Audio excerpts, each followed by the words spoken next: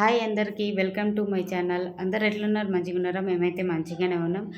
ఇప్పుడు ఇంకా 2, 3 రోజులైతే వినాయక చవితి స్టార్ట్ అయితది కదా! అందుకని ఇంకా ఇల్లైతే క్లీన్ చేద్దాం అనుకున్నాం. శ్రావణ మాసం అయిపోయింది. అయితే శ్రావణ మాసంకి ఇల్లైతే క్లీన్ చేసిన. కాకపోతే పైన పైన క్లీన్ చేసిన అనమాట. ఇప్పుడు వినాయకుడిని కూర్చోబెడతాం కాబట్టి ఇంకా ఇల్లు ఒకసారి మంచిగా డీప్‌గా క్లీన్ చేద్దాం అన్నట్టు ఈరోజైతే స్టార్ట్ చేసిన.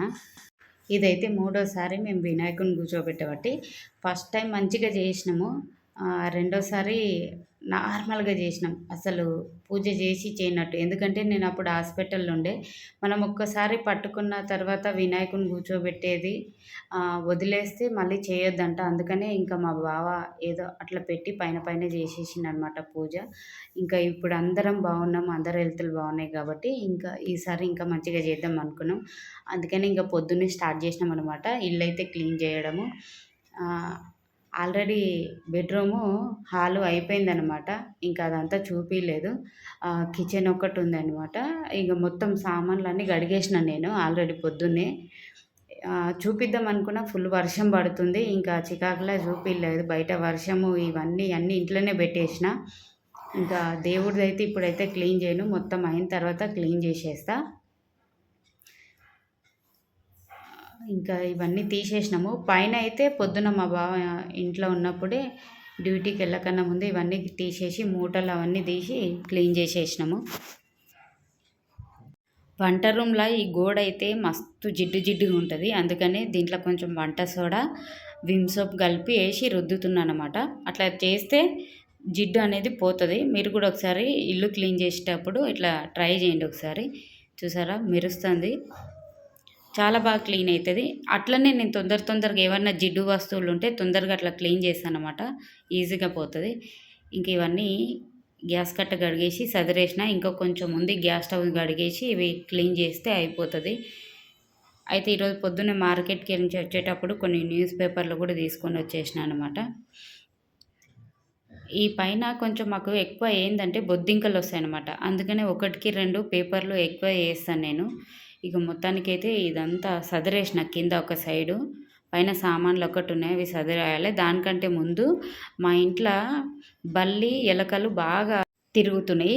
అయితే అవి ఎక్కడున్నాయంటే ఈ గ్యాస్ వెనకాలనే ఉంటాయి అన్నమాట.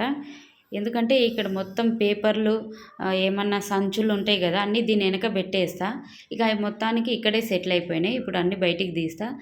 ఇల్లు క్లీన్ చేసేటప్పుడు ఏం తాకిందో తెలియదు కానీ చేతికి బాగా తాకింది. లోపల బాగా గడ్డలాగా అయింది. ఎంత నల్లగా అయింది చూసిర్రా. ఇదంతా చేసేలోపు మా పెద్దోడు వచ్చిండనమాట. ఇంకా వానికి అన్నం వేసిస్తే తింటున్నాడు. అంతలోపే చిన్నోడు కూడా లేచిండు. ఇక ఆకలి అవుతుందంటే నేను ఫుల్ పనిలో ఉన్నా, బిజీగా ఉన్నాను. మా పెద్దబాబే అన్నం తినిపిస్తుండనమాట.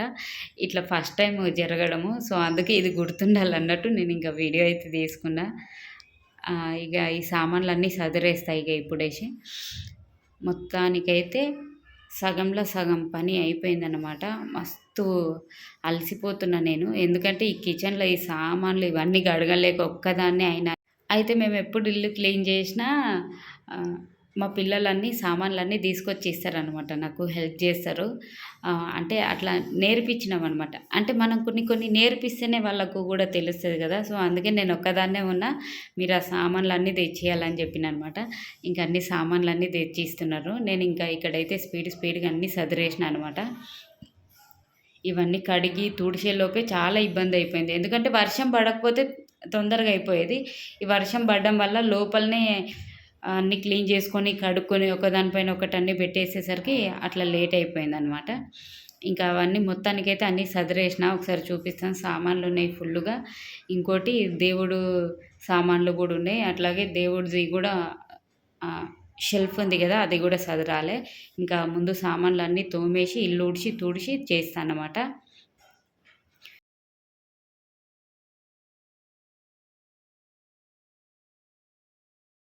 హమ్మయ్య! ఇక మొత్తానికైతే ఇల్లైతే క్లీన్ అయిపోయింది. ఎటు చూసినా బొద్దింకలే ఉన్నాయి చూసిర్రా. సగంలో సగం ఒక 8, 9 నెలలు అయిందనుకుంటా నేను ఇల్లు క్లీన్ చేసి మొత్తం డీప్‌గా. అందుకని ఇంత చెత్త ఎళ్ళింది.